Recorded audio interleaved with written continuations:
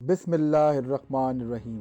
السلام علیکم۔ Free Urdu tube میں خوش آمدید۔ آسمان سے اتارا گیا ایک لذیذ اور معجزاتی غذا۔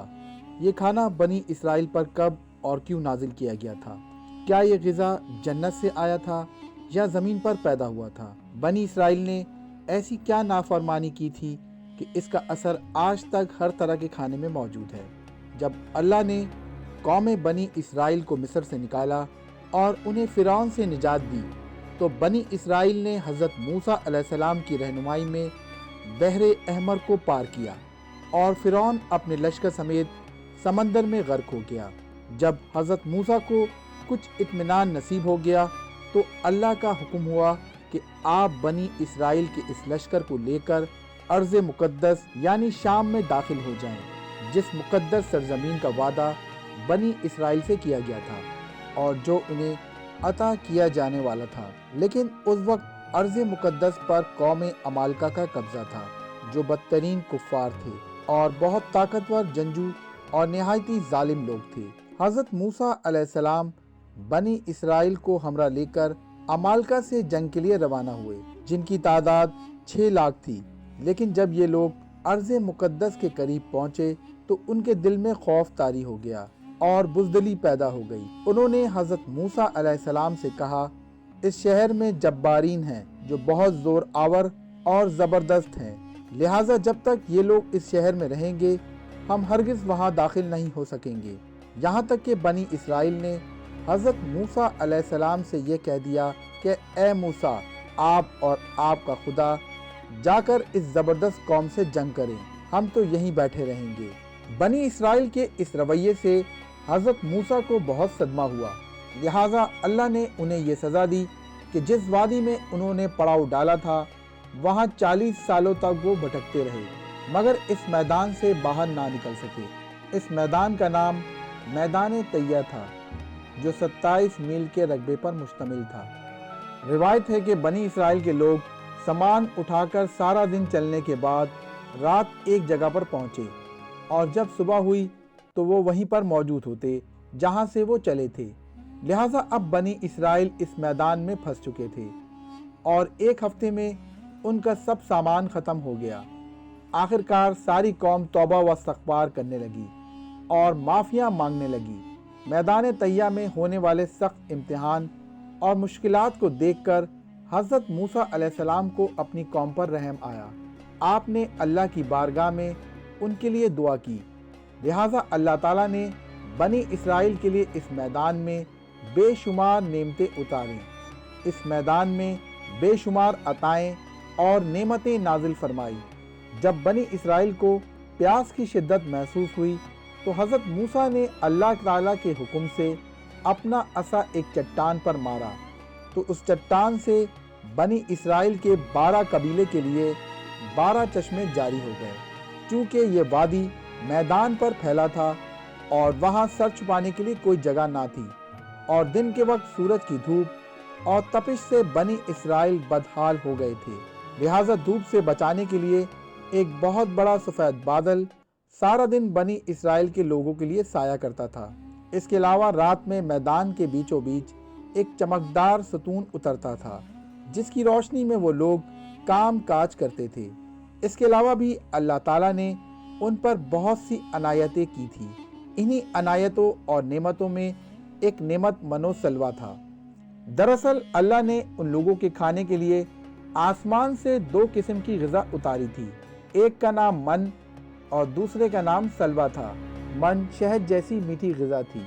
انجیل کی کتاب خروج میں لکھا ہے کہ جب وہ شبنم سوکھ گئی تو انہوں نے دیکھا کہ میدان میں چھوٹی چھوٹی گول چیز پڑی ہے جیسا کہ پالے کے دانے ہوتے ہیں۔ بنی اسرائیل اسے دیکھ کر کہنے لگے، من یعنی یہ کیا ہے؟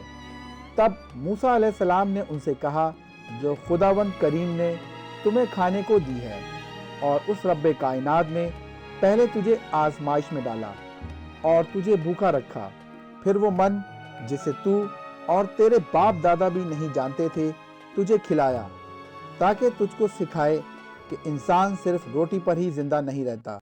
من دراصل ایک شبنمی گوند تھا جس کا ذائقہ شہد جیسا تھا۔ یہ گوند वहाँ के पेड़ पौधों के पत्तों पर जमा हो जाता था और बनी इसराइल रोज उसे सुबह सवेरे जमा करके खा लेते थे, जो हर शख्स के लिए तकरीबन 4 किलो उतरती थी। जो शख्स उस वक्त सोया रहता था वो उस दिन के खुराक से महरूम रहता था। और सलवा एक किस्म का परिंदा था जिसे बटेर कहते हैं। जब शाम के वक्त जुनूब की तरफ से हवाएं चलती थी तो इन परिंदों के हुजूम बनी इसराइल के खैमों के करीब आकर बैठ जाते, लिहाजा वो लोग उन्हें बाआसानी पकड़ लेते और भून कर खाया करते थे। मनो सलवा एक ऐसा खाना था जो इंतहाई आसानी से हजम हो जाता था, रंग, खुशबू और जायके में बेमिसाल था। इसके अलावा बनी इसराइल पर अल्लाह ताला की तरफ से ये मुआवजा हुआ कि उनके बाल और नाखून बड़े नहीं होते थे, ना कपड़े फटते, ना ही मैले होते, और जिन बच्चों की भी पैदाइश होती उनके जिस्म पर कुदरती लिबास होता जो जिस्म के साथ साथ बड़ा होता जाता। इस तरह इस वादे तय में बनी इसराइल मनो सलवा और इन चश्मों के सहारे एक बेहतरीन ज़िंदगी गुजार रहे थे। हज़रत मूसा अलैहिस्सलाम का ये हुक्म था कि रोज़ाना तुम लोग मनो सलवा खा लिया करो और कल के लिए हरगिज़ इसका ज़ख़ीरा ना करना। मगर बाज़ लोगों को ये डर लगने लगा कि अगर किसी दिन मनो सलवा ना उतरा तो हम लोग इस चटियल मैदान में भूख से मर जाएंगे।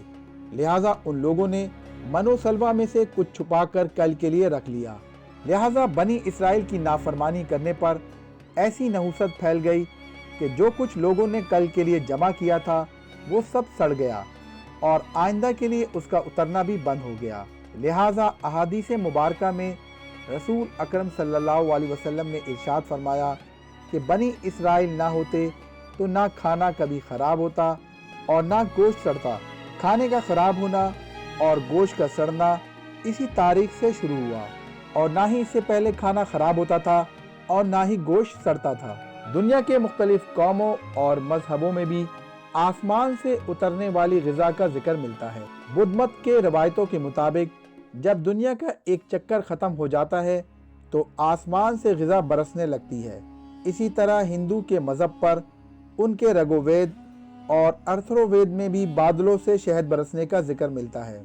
और कदीम यूनानियों के यहाँ भी एक ऐसी आसमानी ग़िज़ा का जिक्र मिलता है और ऐसे शहद का जब दरिया पर बरसता तो उनका रंग दूध की तरह सफ़ेद हो जाता। हमने देखा कि खुदाए बरहक ने बनी इसराइल की निजात के लिए समंदर को चीर के रास्ता पैदा कर दिया और वादे तय्यम में उनके लिए बादल का साया बिछाया। उनके पीने के खातिर चटियल और बंजर मैदान में चश्मे जारी किए और खाने के लिए आसमान से मनो सलवा भी नाजिल किया। लेकिन इन तमाम नेमतों और राहतों के मिलने के बावजूद बनी इसराइल के सरकश लोगों ने अल्लाह पर तवक्कुल ना किया। उन्होंने खुदा के मुआज़ात को अपने आंखों से देखा था, लेकिन इसके बावजूद उन्होंने खाने को अगले दिन के लिए जमा करना शुरू कर दिया था। बिल्कुल इसी तरह जब हम किसी मुसीबत और परेशानी में फंसे होते हैं तो हम ये याद नहीं रख पाते कि अल्लाह ने इससे पहले हमारे लिए क्या क्या किया और हमें कितनी नेमतें अता की थी। हम सिर्फ ये देखते हैं कि इस वक्त हम इतनी बड़ी मुसीबत में फंसे हुए हैं। मुश्किलें चाहे कितनी ही बड़ी क्यों ना हो, ये बात याद रखनी चाहिए कि इन मुश्किलों से भी बड़ा हमारा परवरदिगार है जिसके लिए कुछ भी नामुमकिन नहीं। इसी तरह रिस्क की खातिर भी हमें आने वाले दिनों की फिक्र करने की ज़रूरत नहीं, क्योंकि खुदावंद पर भरोसा रखने वालों को अल्लाह ताला गैब से रिस्क अता करता है। अल्लाह ताला हमें इसे समझने और अमल करने की तौफीक अता फरमाए। आमीन या रब्बुल आलमीन।